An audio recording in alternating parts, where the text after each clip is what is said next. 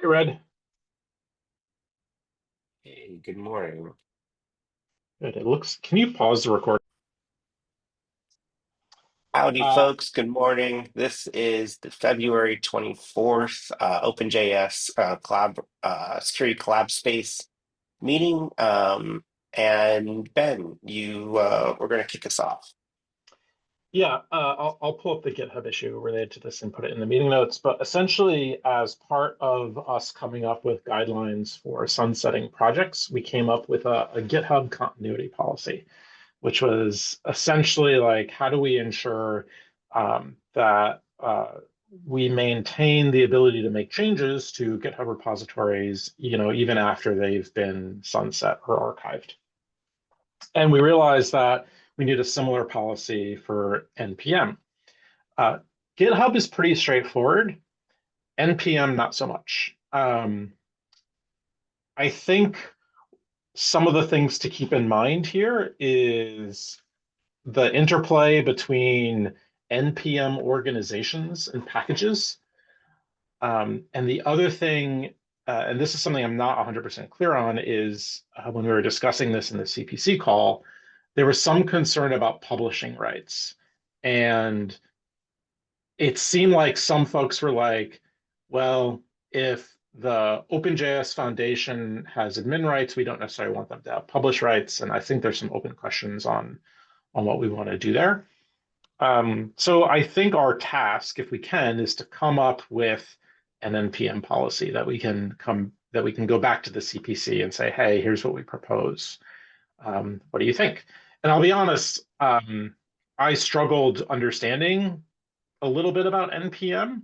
Part of this was because I was actually working to sunset one of our projects, and we kept on getting errors when trying to do the transfers. And so I was a little confused on like what we should actually do. So I am not an NPM expert when it comes to how accounts work and how organizations work. I do understand how NPM works from like installing packages and things like that. But in terms of team structure, I'm hoping there are folks on this call that are better versed than I am. So let me be quiet and I'll find the GitHub issue and put that into the notes and you all can discuss.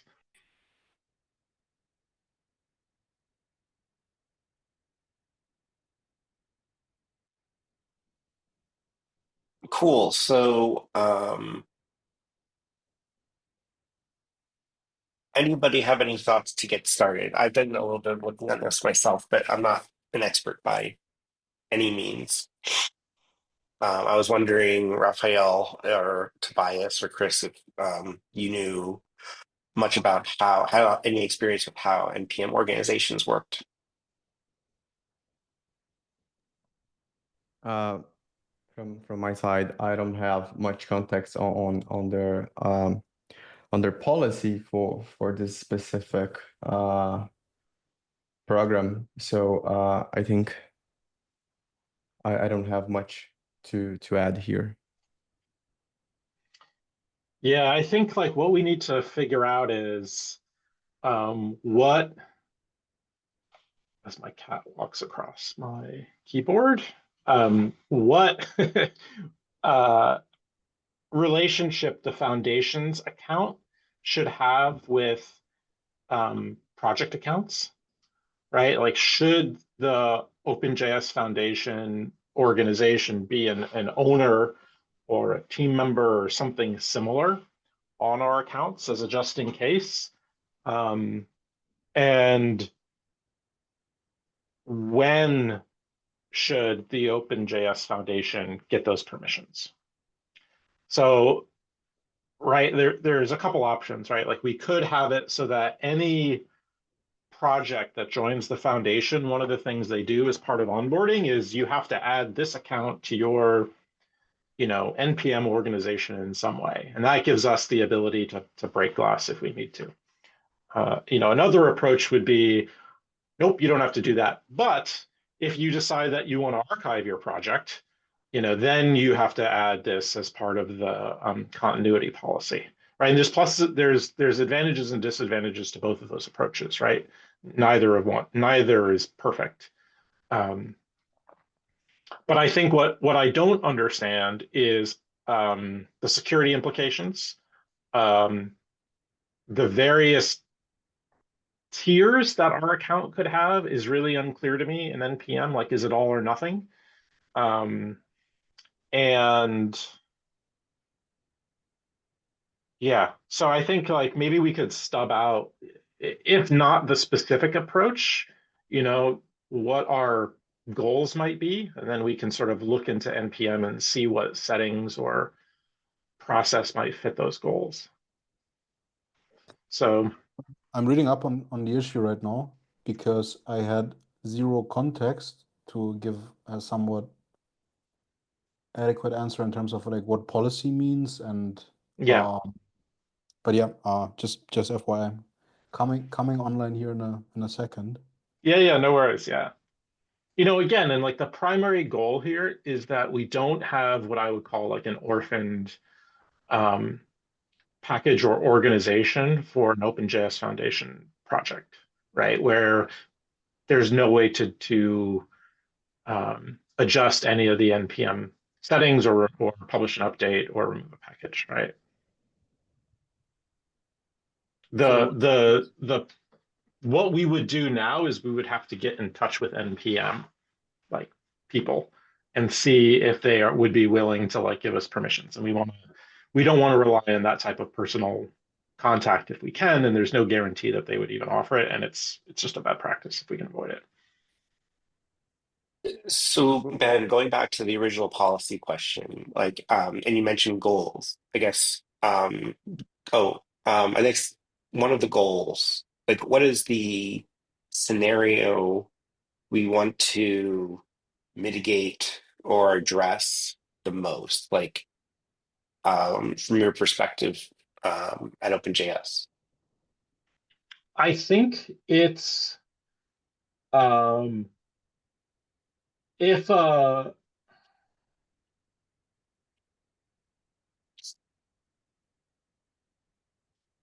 yeah, I mean, I'm thinking of the the most likely scenario, and then there's the hypothetical scenario. So the scenario that we currently have is like with hospital run. And what we're trying to do is archive that project. And we're kind of unsure of what we should do with the NPM repositories. Um, like, should they transfer as an organization to us? You know, we just don't know what we should do there. And when we have tried transferring things, we get errors, which is a little funky. That's a separate issue. I think the other scenario is um, when we're not trying to archive a project, but when someone is um,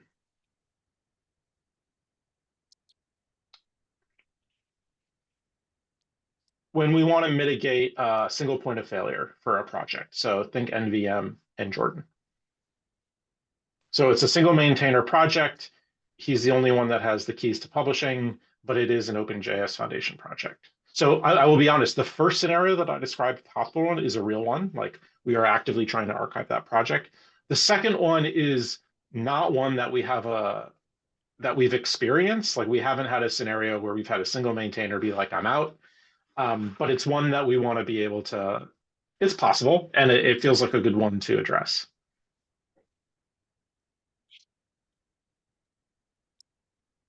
Got it. Chris. Yeah. Yeah, there's a couple of scenarios we can imagine, right? One is if there's some sort of emergency situation where you've got to start locking stuff down in the event of a security breach or supply chain attack. Um, that being said, Jordan had like listed out, I think this was during a CPC meeting, if I'm not mistaken, listed out the possible scenarios for how the account slash orgs could be set up in NPM. And I am having trouble locate the notes from that meeting because that would be a good thing to put in the issue. I'm looking now. Um, and I don't see, like I see meeting issues linked to the issue, but I don't see notes for them.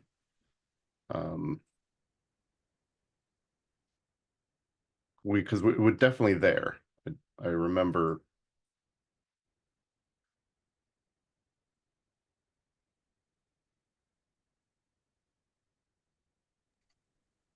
Yeah, I found the latest that the notes from the 18th cross project council meeting, and I don't recall what you're saying, but it doesn't mean it didn't exist.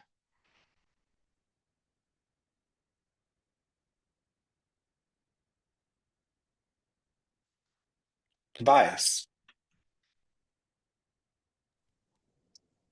Chris, do you want to keep going in the meantime, or should I? No, let's try and track down those notes. They exist somewhere. Okay. It might have been during a CPC working session meeting too.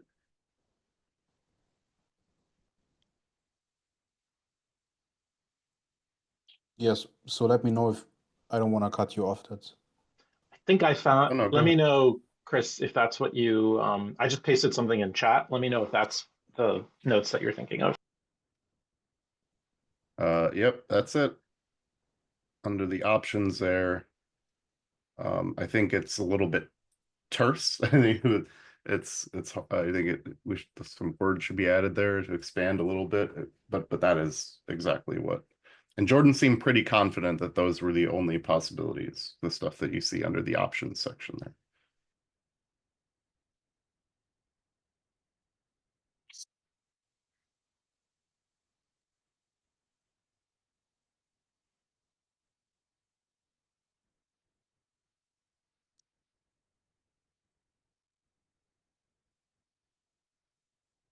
yeah, okay.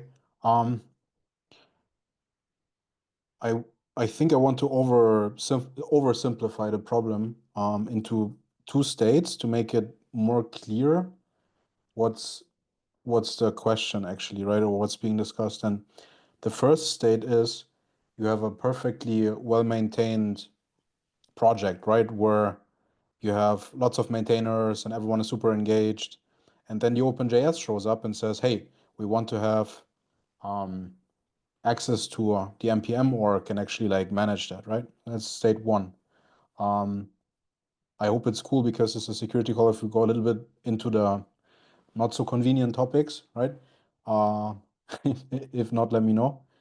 So here the problem is, okay, we have this perfectly healthy, diverse project where the maintainers have their OPSEC straight, and the OpenJS becomes the honeypot, becomes the single point of failure. Okay, so that's variant one. And then we have on the opposite side of the spectrum, solo maintainer. And then there's this thing in the startup world which is called bus factor. It's when the founder is hit by a bus.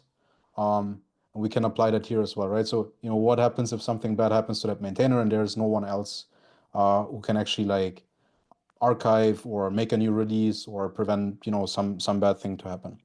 And I think that's the dilemma, roughly speaking.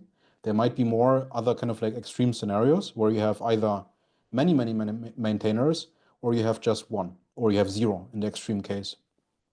And I think it's that number that we want to focus on when we design a solution. So just the number of active maintainers, because it seems that this is a good indicator of how important it becomes that the OpenJS steps in.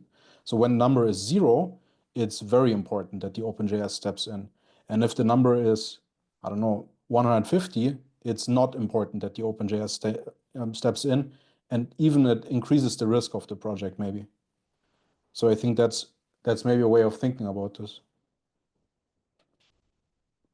Yeah, so you're absolutely right. And we've sort of already solved for this, which is because we have the same thing for GitHub that we've already instituted a continuity policy for.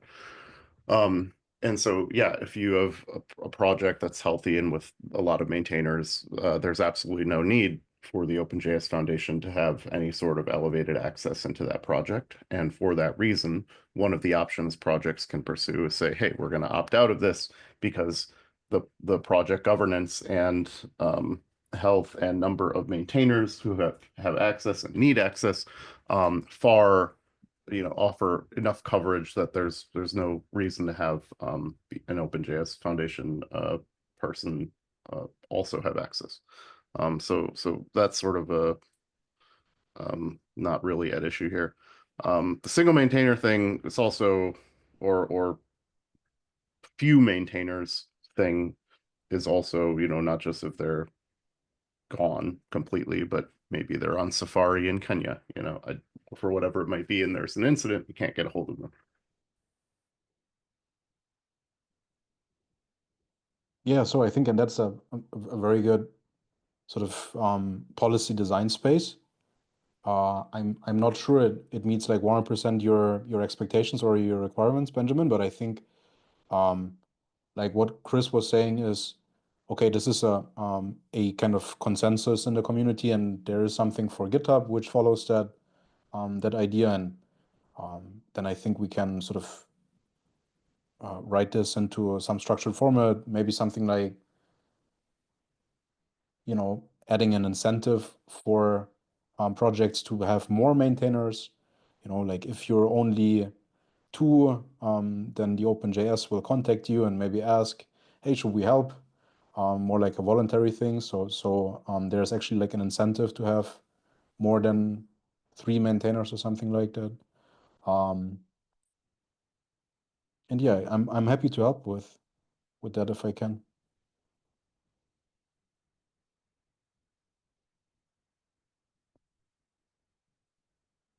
Robin, sorry. Yeah, sort of following up on Tobias, I wonder if instead of making it on a case-by-case basis, we make it impact versus at-large projects, because impact projects must have 5 maintainers or more from different orgs. And that way it's not, again, oftentimes we have a case-by-case basis. But it just might be easier to implement a policy if it's just more straightforward that way. Is that impact project is well, how's that defined? Or It's I have never defined heard of that it. you must have, yeah, I'll pull the link, but you must have 5 maintainers Okay. at minimum, yeah. Yeah, so I think something along those lines where, if you're not an impact project, then the OpenJS kind of, I think another question is, like many maintainers will just say, no, it's my project. I don't want to give anyone access. So I think it's like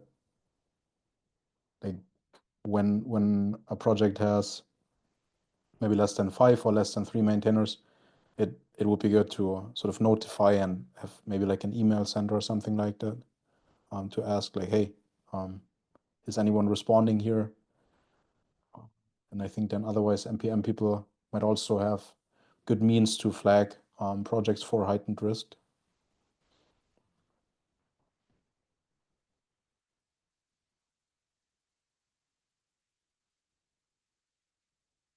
So it seems like one of the things that's kind of driving this conversation, or really,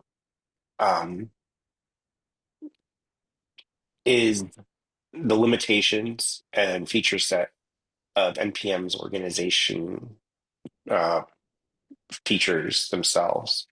I'm looking through this right now, and I'm not sure. I hesitate to disagree with Jordan because he's usually right, but just based on my understanding of what NPM does, and this just could be a subtlety that from his experience that I don't have, is that it is possible to organize different teams within an organization.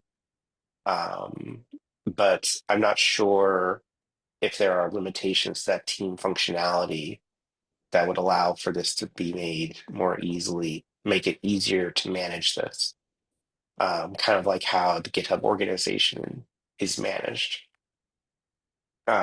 Here, I'll shoot you all the link so you can kind of see what I'm looking at. Yeah, I think, you're right, Red, is like we're gonna run into like the difference between what we want and what we can do, right? Maybe, I don't know. But I think if we can align on what we want as like a starting point, then we can see if we can make it work during or using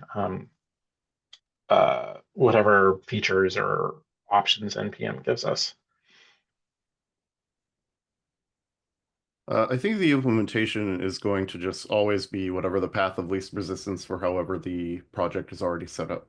So if you look at the options provided, right, either you add a project to the OpenJS organization, or you add an OpenJS account to the existing organization. That's really what the two options pretty much boil down to. And in most cases, the easiest thing is going to be to look at, okay, what are they doing right now? Are they already managed in this way? Then do this option. If they're already managed in that way, then do that option. And, you know, otherwise you've got to figure out reorganizing all your packages and everything like that. And then that is not only work, but also has some slight level of risk of issues. Robin? Yeah, I remember then the conversation we had, and Chris, you had said, oh, does Robin have an NPM account? No, I didn't. So I did open one at that time, so. So I think that's what we did with the GitHub policy as well, add the executive director, so. Yep. Mhm. Well, it's actually really insightful to be part of this discussion and actually listen to what you guys are saying. I have a more general question about the security economics behind NPM. So in my role, I focus on the intersection of open source, adoption, security economics, AI, and compliance. And I was actually wondering, what are like major challenges in implementing and enforcing NPM security policies across larger projects? Because I don't have so much background of NPM. Maybe you can help me with that. It's 100% one instance of these problems that we're currently navigating in a way. I think it's exactly one of these examples. Okay. All right. At least how I understand it, yeah. One thing I want to mention, I don't want to take too much of a side journey here, but I have this like feeling that a lot of um, platforms that open source depends on, like the way they're designed for commercial use in many cases, or at least they feel like they're designed for commercial use. And so the way that accounts work is very much what you would expect it like at an enterprise. And so this idea of, well, it's a community-based project and like folks move in and out of that community.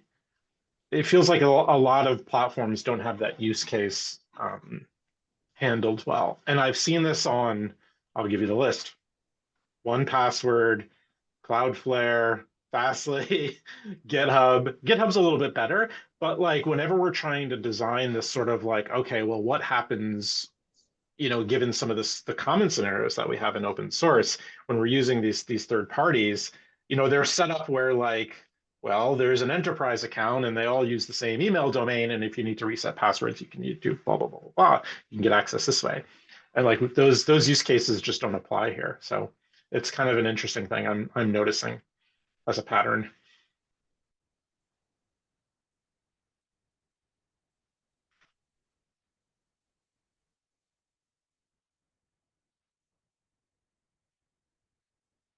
You have, Benjamin, like this idea of, okay, the organization and the ecosystem is under consistent change and it's in and out. And when you talk about designing this, like how do you think it could be done better? Not how, like as a fully fledged design, but more what's Yeah, the important it's a feature? it's a tough one because like um, at least for projects that are part of an organization like OpenJS, there's this idea of this persistent organization, right? Where the foundation can have accounts and can have continuity. It's not perfect because there's some security concerns with that, right?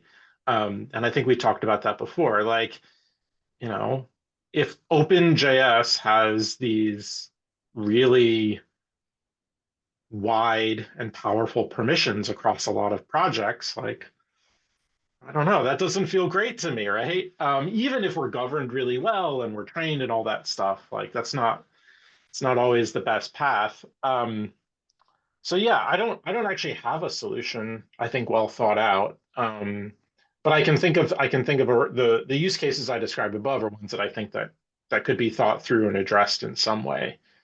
Um, yeah, Robin. Yeah, when you're talking about sort of sort of following up about how the foundation would have access, I think we're one of the only foundations affiliated with the Linux Foundation that does not have the policy, and it's an American term, table stakes. It's just like if you're coming to any sub foundation across the Linux Foundation, this is what you do. It's that security policy. Again, it's the emergency, it's the bus factor, but almost every foundation. And I've talked to the lawyers at the Linux Foundation as well, and they said that that's just really critical. So, Chris? Yeah, I mean, these are definitely important points and something that we should never forget and always bear this in mind. You know, all these options and things that we do, you know, there's no perfect answer. There's no panacea. All the options have a risk and a reward. There are benefits to having, you know, let's, for the sake of conversation, having Robin's account have access to these things. And there are also definite risks to having that, and that increases, you know, Robin as a target for malicious actors. You know, having the policy that states that Robin has access, publicly available on GitHub, you know, has a risk. You know, security by obscurity is not good security, but when you're making everything public about your security policies and things, you know, there's good things that come with that. And then, you know, of course, that also has potentially increases a little bit of risk there. So, you know, we just have to be sort of comfortable in being uncomfortable with that, you know, imperfect state, you know, that we're in. And just be smart about what that means and what the implications are, and, you know, do our best. Yeah, and Ben, we haven't seen the use of any alias accounts across the LF for some of these GitHub and NPM policies, like our operations at openjsf.org. It's an option, right? We like to not do service accounts if we can, especially there's certain circumstances where that makes a lot of sense, but you lose some of the accountability. So like if we use a service account for GitHub, then it's hard to see, you know, who's behind a change or something.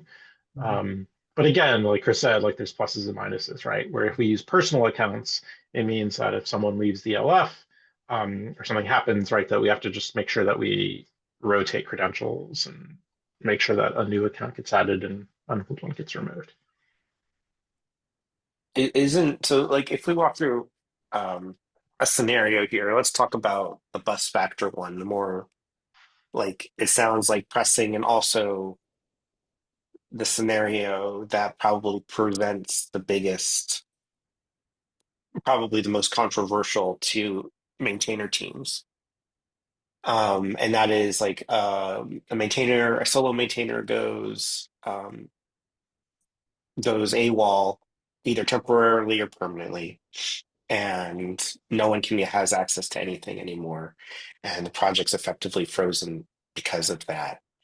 Um, the Regarding accounts on personal versus service accounts, I think there's a little nuance on what a service account is. So, for example, there's nothing preventing the creation of account that Robin still has control of as an individual that was created as a one-off for that project. And there's like a YubiKey associated with that project. So really nothing can happen if it's sitting in Robin's desk drawer, and things like that to prevent login until she really wants to.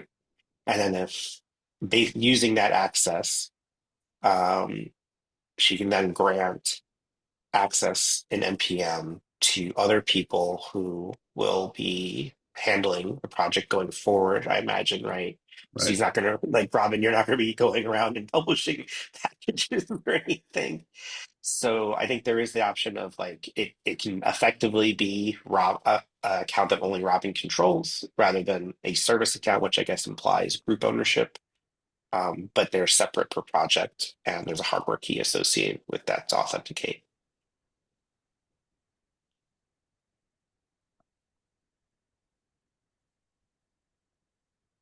You can tell me if I'm crazy. Well, it's kind of a, sorry, I see Tobias' hand up, but I have a direct response to that.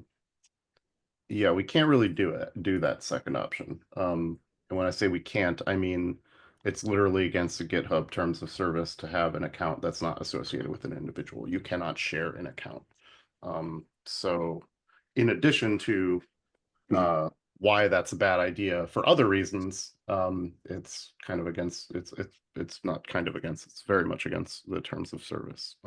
But more importantly, and then I was strongly advocating for this when we came up with the GitHub continuity policy, was that any account that has elevated permissions to anything needs to be associated with the user. We have to know who that person is. When we look at an audit log, we can't just have some arbitrary, it was the OpenJS Foundation, and then have, you know, plausible deniability for who the specific individual was that was doing X, Y, or Z, or had somehow infiltrated access to the account. And then it's could be anybody in any vector, and all that sort of confusion. All right, sorry, Tobias.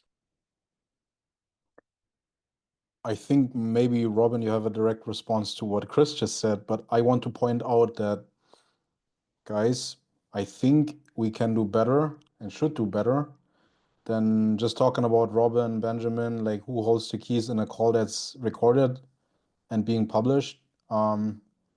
Just in terms of, okay, like I think the point about obscurity sometimes helps is valid, especially in this setting. And I think also in terms of a structure,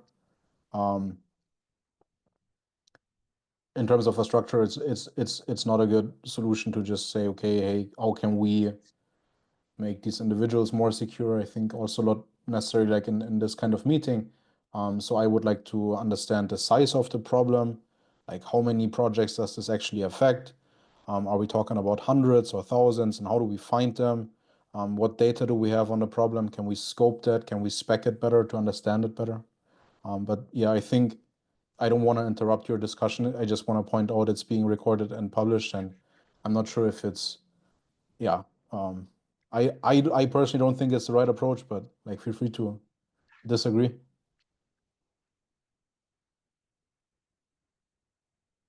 Robin?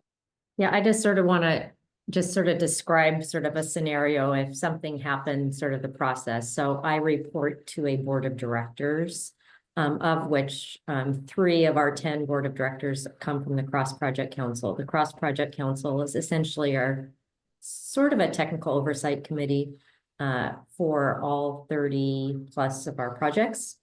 I say plus because some are archived. So I would, you know, imagine if something like this happened, immediately we would go to that. It's kind of our governance, which is essentially those CPC reps on the board and the board coming together and putting together an action plan. We have had projects that have transferred ownership, and that's been pretty smooth. And those have been really folks from our Cross Project Council who kind of recognize that, you know, maybe a maintainer's getting burned out and they need a little support, and then they come in and work with that maintainer. So I would see it largely driven by the CPC, but in kind of that shared partnership if something bad were to happen. That was just sort of following up what would happen. No, I would not be obviously publishing things. I'm not a developer, but that's the process I would imagine that it would take. Yeah, it makes sense. Just responding to Tobias, your point is very valid for sure. But at the same time, I mean, this is a public organization that does its work out in the open, and that transparency is very important. I don't know if there's like legal implications that it must be done in the open, but I'll give you an example of where we have this same concept in the TC39 TG3. TC39 is the JavaScript standards body, and TG3 is the security group within that. So we are governed by international law to prevent like cartel law and stuff like that, that all of the technical work of the committee has to be done in the open. And so the meetings are open, meetings are, for TG3 anyway, meetings are often recorded.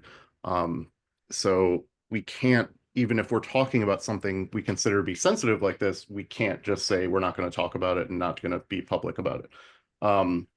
The only time that we have private discussion in the security group is if we are talking about a undisclosed vulnerability where we've got a security embargo. And for that, you know, we think we're well within our rights to limit that scope of those discussions. And even then, that's not even the whole group of security folks. It's just whoever needs to be involved in that specifically, per, you know, security best practices and whatnot. So while I don't think that those sorts of things, because this isn't a standards body here, this group, so I don't think it's quite the same, but I think it's fair enough to follow a similar sort of, you know, openness and transparency as the default and only really lock it down when you truly need to. It's not strange that even if without a malicious actor having any information, it's not strange for them to like kind of assume that the executive director and I forgot what Ben's title is, but to assume that they would have elevated permissions for certain things and that makes them targets automatically. That's kind of, I think, just a normal thing that you would be coolest guy in the foundation. That's your new title, Ben. Works for me. So anyway, those are just my thoughts there. But so I don't think you're wrong about what you're saying, and I do think it's safer and to not talk about it and to not publish the continuity policy and stuff like that. But I think it's just part and parcel of kind of what we do, that it's important that we do keep those things open. And it's the minute that we close it, it's like who do we get rid of? Like, can you be here, Tobias? Can you know can I be here? You know, can Sebastian be here? I don't know. I don't know how you start making those decisions and who has that information. And we can think of the good things that come with that, about how that makes things more secure.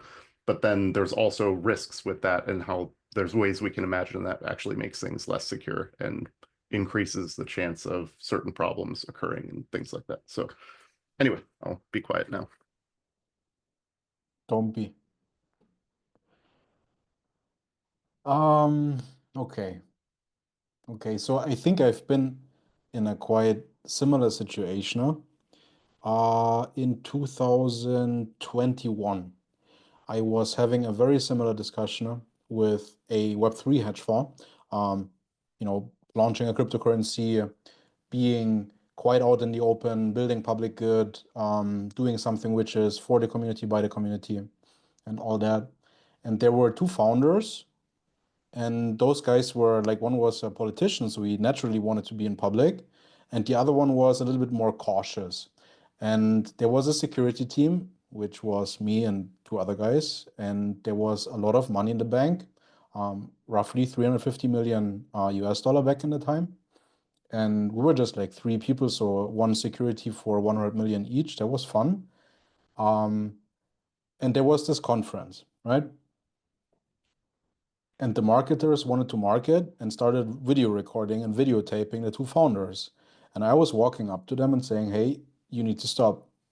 You cannot video record these two guys, because we will have deep fakes at some point in the future where this video footage is going to be used to generate you know, deep fakes of these founders, and then they're going to be on a phone call with you and deep fake you into transmitting money somewhere where you don't want to transmit it, right? And I think it was very similar, because the discussion was about transparency, being open, being public, for marketing purposes and also for building a community, and at the same time being cautious. And I think in that space, in that design space, there's a lot of nuance. And Chris, you're like absolutely right when it comes to standardization work, because if you write a standard, it has to be, you know, like if NIST publishes a standard in the next like SHA implementation, next like hash function, it has to be scrutinized, it has to be out in the open. I don't think that, package management is a similar topic. When it comes to access and credential ownership of a package manager, which is under very, very hefty attack currently, I think it's a different part of that spectrum when it comes to transparency versus security and just being cautious. So I agree with you on the standards, but I disagree with you on the specific situation we're in right now, where it's about, okay, what's the policy for the package managers? What's the continuity for projects where maintainers don't respond for a long time? I think there are institutions, and these institutions are also understaffed. When we talk about CISA, probably like they're not like super happy to just take on this responsibility, but I think it's important to give the signal, to get the signal across that, okay, we have, I don't know, such and such number of NPM project where we don't know what happens if the solo maintainer is unresponsive, or we already have a solo maintainer who's unresponsive. So that's my opinion. I would like to focus on understanding the problem and actually like getting data on the problem. I think some of you have seen this already. I run these analysis, build an application which can do that, right? So this is OpenJS, the OpenJS org, and the OpenJS supply chain, and you can like find a few things here, right? So you can find like quite critical individuals who are very connected and very central to the organization, like their GitHub accounts have a lot of access, but also we can look for, just to like, so everyone understands what you're looking at, these are the OpenJS projects, GitHub repositories, and they're like quantified with the security scorecard and a bunch of like other metrics to figure out, okay, like how much risk does the individual project have? And one of these metrics here, we can actually look into that. I just like during the discussion, okay, for example, we can look for the number of contributors, and we have here one which has like only one organization contributing to it, right? We can also look for the maintenance, like how frequently did we see commits, and find risky stuff. And I think we should understand like how big of a risk is this, how many projects are affected, and not talk about individuals and say, okay, hey, this individual is like secure enough, and and sort of like focus on advising that individual or a group of individuals. But I think we should have an understanding of how big is this problem, what do the numbers look like for this problem, and okay, like is it meaningful to say, okay, we have maybe a group of, I don't know how many executives that are like involved in when there's a problem with that, or isn't that maybe not the best approach, because it's like a very small problem, might also be a very small problem, right? So I propose a more numbers driven approach, not with a bias to self-advertise, right? So I don't want to sort of I can run these numbers, not a problem. I can find good amount of numbers. I'm not trying to sell something. It's just like my personal conviction is that we need to have data on the problem before like we focus on, okay, how do we actually solve it? And also, like I don't think that coming back to to these two founders, they did not get video recorded, and I think today they're pretty happy about it, that they don't have like hours of stuff on YouTube, which can be used to sort of like deepfake them. One of them said thanks, the other didn't, but I think they both didn't get recorded, so there was a win for me that day. But also, like, Chris, happy if you like very much disagree. I think it's a super productive discussion and worth having. I just want to check in really quick. We only have a few minutes left of the meeting today. So, Chris, please say what you were going to, but then we can probably focus on next steps for future discussion. So Tobias has brought up some good points. The problem that you're looking at when you're talking about that is larger in scope. And I think that's useful. I think it's useful to see what are the potentially problem areas or riskier areas, or all those sorts of questions. But like bringing it back concretely to the need for the continuity policy specifically for GitHub and for NPM. It's pretty clear. I don't think we need a ton of metrics. I think we just look at, hey, only has one maintainer. This is clearly somewhere that you need, to have, the OpenJS folks have access to the NPM from administratively. If there's one or two, I don't know if it's three, I don't know what the magic number is, and it might not be the same for all projects, but that's again why we put that on the projects to make that decision for themselves on, and if they want to opt out and they only have a couple of people, the CPC will take a look at that and say, you know what, it's not enough, or you know what, we feel like this is enough, and here's why. And then that's okay. We don't need to add OpenJS people on the NPM account. And I think that that's for that specific narrow use case, I think that that is sufficient. The broader issues you're talking about, I agree, require more information and diving into things more deeply. Okay, then I think, Chris, I appreciate your kind of like being focused on a very specific issue that we're discussing today, so we can actually like, as Adam is kind of pushing us to actually come to a conclusion or to next steps, do you have some hand wavy orders of magnitude numbers for how many projects are affected by this policy? Because that, like, if how many projects do you think need this continuity policy? Roughly speaking, very roughly. Well, I mean, we're of course, 25 probably. Okay. Okay. Okay. And it's 25 with solo maintainers or 25 with unknown to maybe 0, maybe 5? I would say an average of 3. There's a few solo maintainers, but yeah. Yeah, cool. Okay, then I can sort of just propose here. I think it's awesome that you brought this up, Benjamin, and if you think what we discussed so far was helpful, I'm happy to do like a write-up if I can, if that's in some specific issue. I'm happy to help with that. And yeah.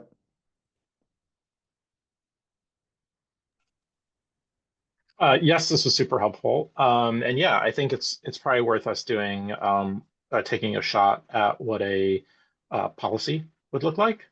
And we can use that GitHub issue as a sounding board for getting feedback on that if we want.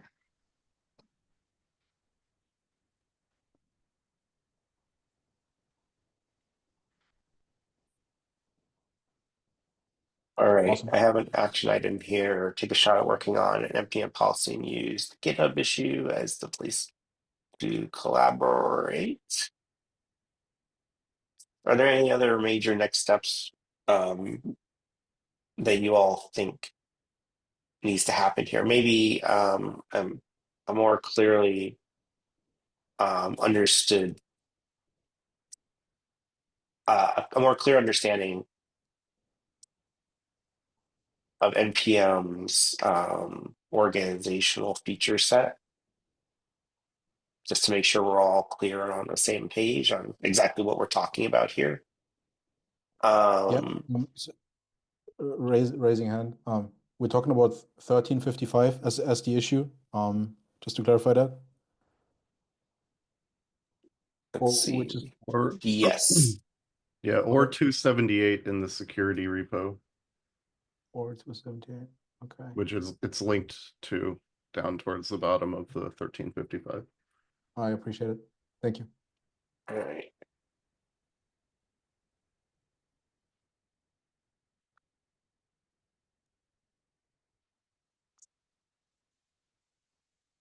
All righty. All right. Well, Ben, is there anything else we're missing for next steps here, you think? Is this worth bringing up in a meeting in the near future? Do you want to discuss in the next meeting? Let's see what we come up with. I would say Okay. go from there. Yeah. I mean, I do want to say this was a very useful discussion. And I'm glad we had it. I think a lot of the issues here were important ones to bring up. So yeah, this was great. Awesome sauce. Well, with less than a minute left, I appreciate y'all, and thank you so much for your contributions, and I hope you all have a great week. Thank you, everyone. Thank you, Everyone, Thanks so Adam. much, take care. folks. Uh-huh. Take Bye. care. Bye-bye. Mhm. Yeah.